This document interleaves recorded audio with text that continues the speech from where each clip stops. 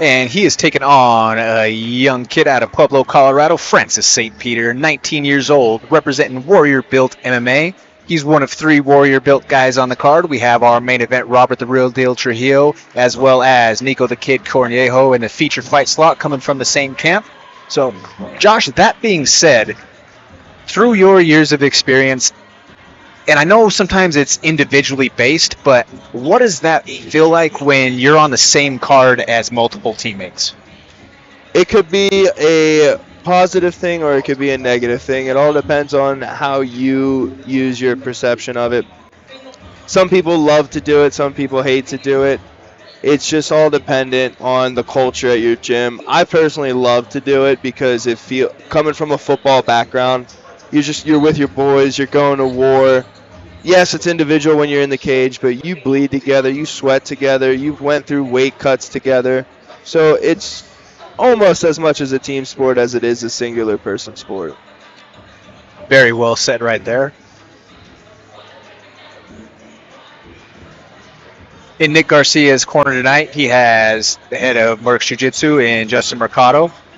In Francis's corner, he has Jeff Santos and an old friend and teammate of mine from way back in the day in yesteryear, Mr. Bruce Reese. Bruce Reese played baseball, football, and wrestled with Bruce all growing up. So, I've known him since we were a couple of kids knee-high to a grasshopper in Little League. I knew that one was coming. I almost said it. It's almost like you know me, Josh. It's like we've been talking on the microphone together in multiple capacities for, 2-3 years now? A couple years now. Ladies and gentlemen, your next bout is an MMA bout. It is 3 minutes rounds. It is brought to you by Costa Films. Introducing to you first, fighting out of the blue corner. He weighed in at a ready 127 pounds on the dot. He comes with a record of 1 win and only 1 defeat. He represents First Jiu-Jitsu all the way from Colorado Springs, Colorado. Ladies and gentlemen, put your hands together for Nick Garcia!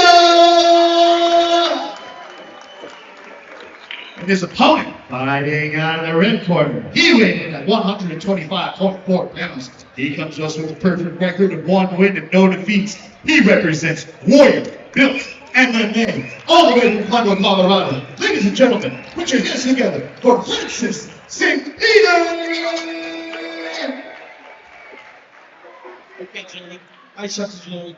I clean and fair, protect yourself. Questions out of the blue corner, red corner, plus gloves on. Let's go.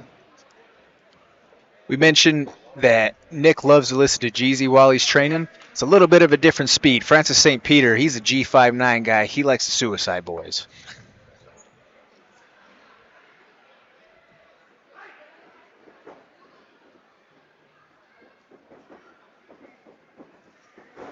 Ooh. Leg kick swept Nick Garcia out from under his feet on the takedown attempt. Big age difference in this fight here with Garcia and St. Peter Garcia coming in at 32 and Francis coming in at 19. Ooh, almost stepped into that knee there.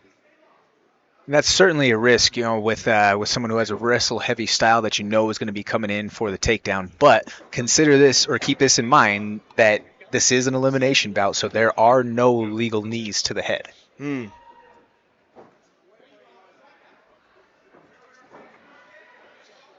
Francis doing a good job finding the range, keeping all of his shots long because he is the longer fighter. And Nick is definitely trying to find his way inside, throwing those overhands and kind of dipping in the process. I would look to see eventually, instead of going full commitment with that overhand punch, he's going to find the takedown entry off of it.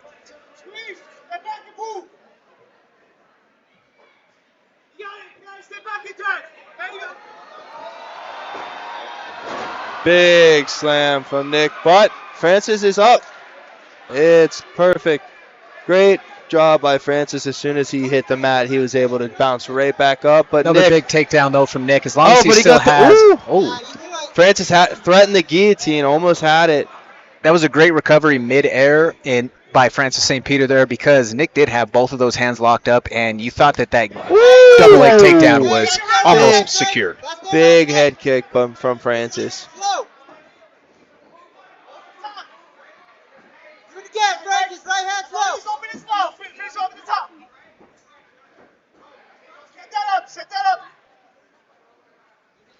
would like to see Nick pump a little bit more, even if he's just non-committal with the jab on his way. When he starts to dip his head, you just don't want to become predictable, right? Yeah, it's very obvious what Nick wants to do in this fight. He wants to dip his head, throw a huge overhand, big left hook, and then shoot in for a double leg. And almost every time it's been an initial dip to the Big. right. But Francis is sitting there. He's there for the chance to get caught with that. And a takedown attempt from Francis, stuffed by Nick Garcia.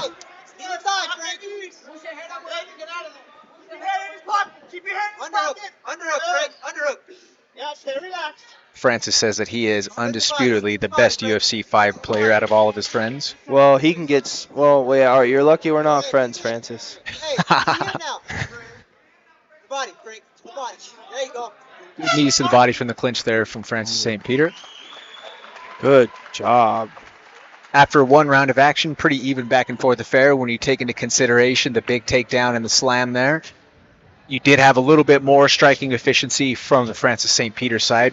That comes down to the individual subjectivity of the judges, right? How do you interpret the grappling and some of those overhands from the Garcia side, as well as the slam versus the striking? Slam and the takedown, it's kind of nulls if you think about it, because Francis was able to, as soon as he hit the mat, he was back on his feet. So it is interesting how you judge that. Optics, though, right? Optics. Sometimes the optics, and part of what, for lack of a better term, there's a certain element of pageantry, right, in trying to create this vision for the judges.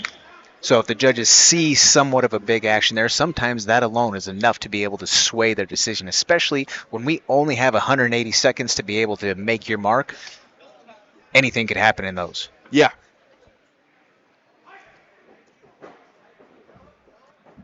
And both guys meet in the middle right away to start the second round.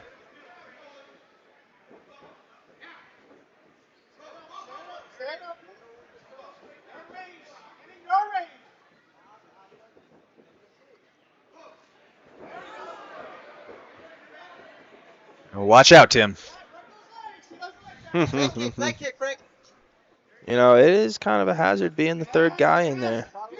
Hey, you got to be slick on your feet, especially with these little guys. Oh, yeah. They're fast.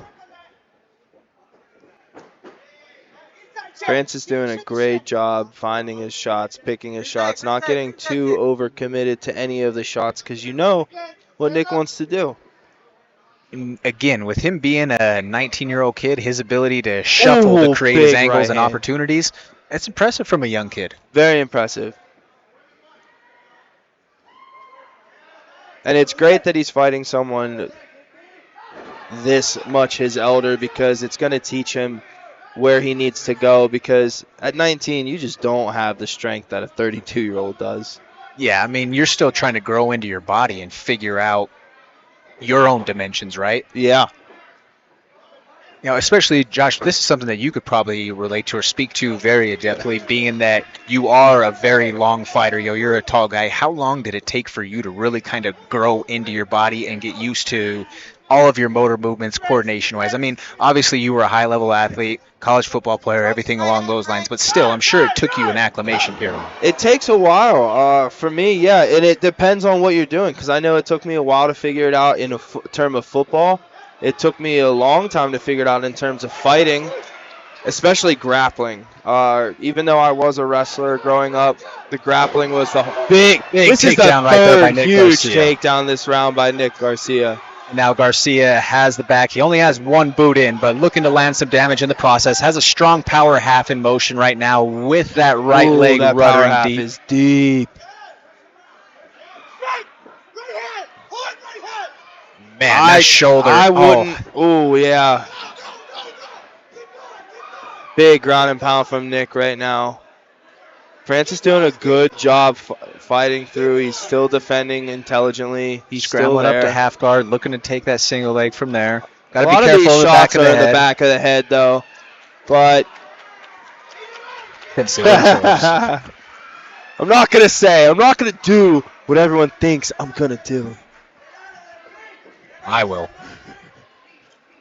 Great job from Francis to weather that storm. Wow. And gets a takedown of his own. Uh-oh. Uh-oh. I don't think that it was enough to steal the round, I but don't that think was so, an but I incredible think- way to finish that round right there. I think that sets the tone for the last round. We could very Now well we're be having looking at trouble 1-1. with these guys getting in the cage. I definitely could see this being 1-1.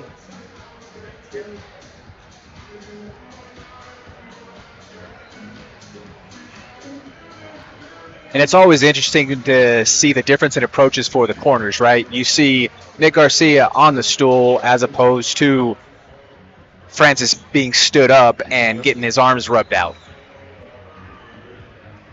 Just always a different approach, right? You have Yeah. some guys, I mean, you look into the highest of levels with someone like an Alexei Oleinik who lays on his back with his legs up against the fence. Got to get the blood flow going in the right areas.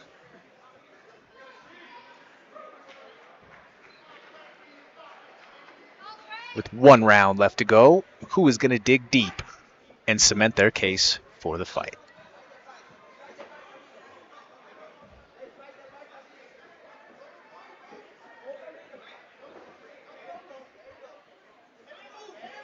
Keep that hand up.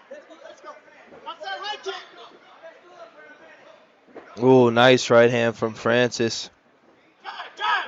And this is what I meant by that kind of dictates this last round. If Francis can keep this pace up, Nick might have blown something there in the second round, going after all those big explosive takedowns.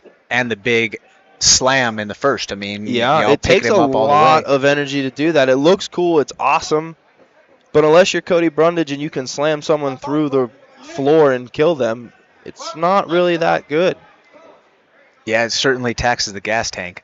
But, Josh, we have seen just from the observables right now, right? Nick's hands have slowly crept down as far as his stance goes right Yep. now.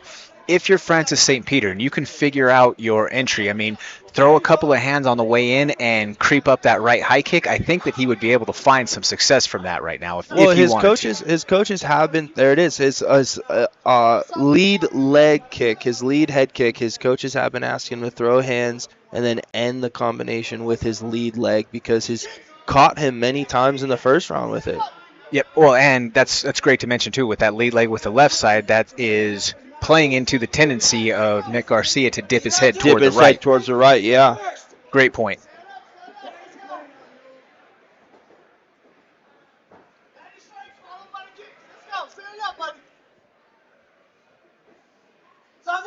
With just about a minute to go. I would like to see some teeps coming out of Francis. His hands are really good, but Nick has really good head movement. And the leg kick works just as well as a teep is perfect. He's not doing anything, Frank. Come on. Yeah. Nice right Big deuce hand. right there. Woo! If Francis turns this up, he could get a finish. Superman punch on the counter, though, from Nick Garcia.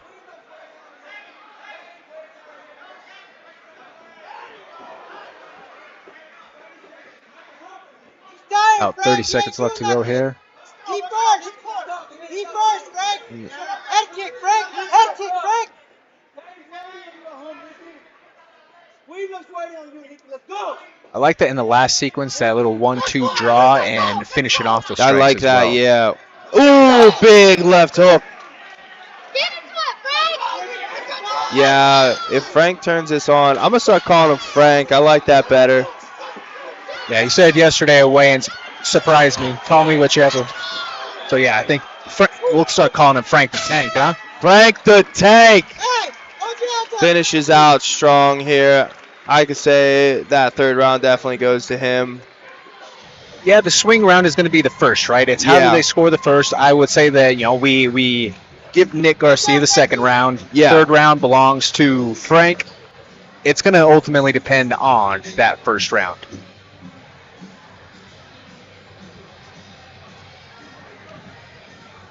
Good thing there's no money on the line, eh? Hey, we're not talking about that.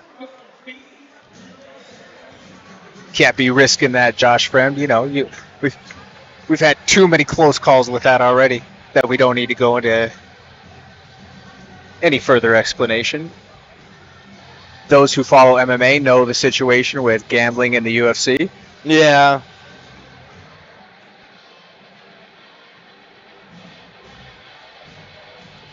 I like the shirt that Coach Jeff Santos has on. It says OG, Old Guy Jiu-Jitsu. That's hilarious. Holding it down for us old guys over here. Hey, speak for yourself. I will, because I am older than you, son.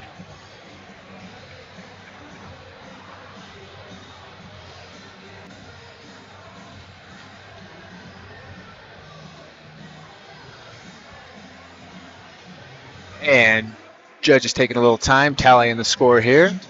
Could we possibly see a split decision based off of the time that it's taken to tally these scores? I definitely think this is going to be a split decision for sure.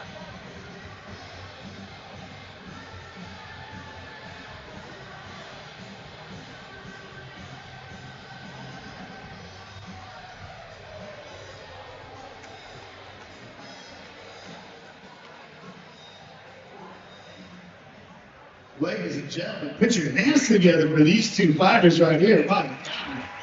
That was a high level fight right there, guys. All right, guys.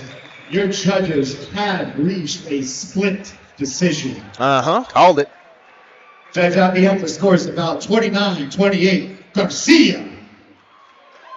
Judge Mason scores about 29-28. St. Peter. George Short scores about 29-28. Declaring your winner and fighting out of the red corner, Francis St. Peter.